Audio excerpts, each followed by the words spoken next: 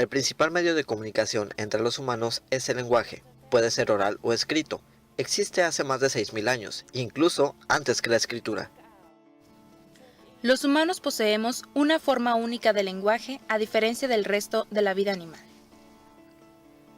En la actualidad, se ha dejado en claro que nuestros parientes primates no poseen el tracto vocal para poder hablar.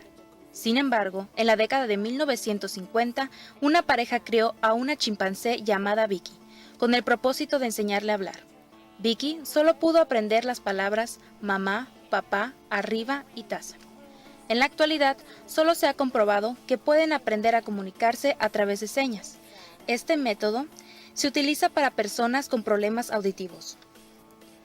Este lenguaje en señas no solo es un avance de adaptación a una convivencia con ambas especies, sino a expresar también las emociones como enojo a través de insultos y hasta incluso mentir por su convivencia. Así, esto para los chimpancés se convirtió en un centro de comunicación. Nosotros podemos observar en la sociedad ciertas características del lenguaje en señas, por ejemplo la sonrisa y el movimiento corporal. A esto se le llama lenguaje no verbal, mismo que abarca la kinésica, que es el estudio de la comunicación de los movimientos corporales, las posturas, los gestos y las expresiones faciales. Sociolingüística. Ningún lenguaje es un sistema uniforme en el que todos hablan igual. El desempeño lingüístico, lo que la gente dice realmente, es la preocupación de la sociolingüística. La variación de un idioma en un momento dado es un cambio histórico en progreso. Las mismas fuerzas que al trabajar de manera gradual han producido cambios lingüísticos a gran escala a través de los siglos. Estas formas siguen funcionando en la actualidad. Diversidad lingüística. La diversidad étnica se revela por el hecho de que millones de estadounidenses aprenden primero idiomas distintos del inglés. El español es el más común. Las situaciones sociales influyen en el habla, lo mismo ocurre con las diferencias geográficas, culturales y socioeconómicas. Un aspecto de la historia lingüística es la pérdida de las lenguas. Cuando desaparecen lenguas, también se reduce la diversidad cultural. De acuerdo con el lingüista David Harrison, entendemos que, cuando perdemos una lengua, perdemos siglos de pensamientos acerca del tiempo, las estaciones, las criaturas marinas, los renos, las flores comestibles, las matemáticas, los paisajes, los mitos, la música, lo desconocido y lo cotidiano. 我是广州的一个小邻居，我的语言是中国话。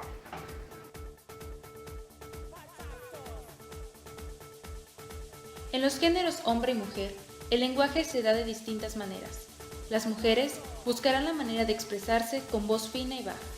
En el caso de los hombres, hablarán con voz fuerte, como la clase trabajadora para mostrar más masculinidad. La postura y la gramática también se denota por el género. Las expresiones "oh querido" o "Dios" sería lo que una mujer expresaría en caso de haber susto o enojo. En el caso de los hombres, demonios o maldición.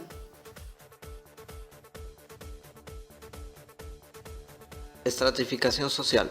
Al hablar de este tema nos referimos a separar en grupos a las personas, tomando en cuenta la reputación o la riqueza, y se expresa en un orden jerarquizado de estatus sociales.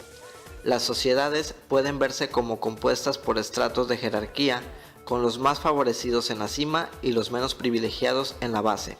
Es por ello que en la mayor parte de las sociedades existen sistemas de estratificación social que hacen que unos individuos se destaquen por encima de los demás, tomando en cuenta que quien más destaca es quien combina ciertos indicadores como ingresos, vivienda, educación, ocupación y nivel de vida.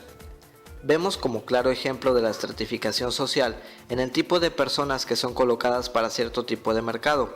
Al observar el personal elegido para ventas en una feria popular, nos damos cuenta que no reúne las características que se necesitan para un vendedor en una agencia de autos. Aun cuando el nivel de estudio sea igual en ambos sujetos, la manera de expresarse, de actuar e incluso la misma imagen cambia considerablemente. El lenguaje nos ha llevado por un camino largo y fructífero en la historia humana. Nos ha acompañado en nuestra evolución, nuestros descubrimientos, nuestros avances tecnológicos y hasta en la formación de todas las culturas. El lenguaje es nuestra madre para recorrer un largo camino que es nuestra historia como especie.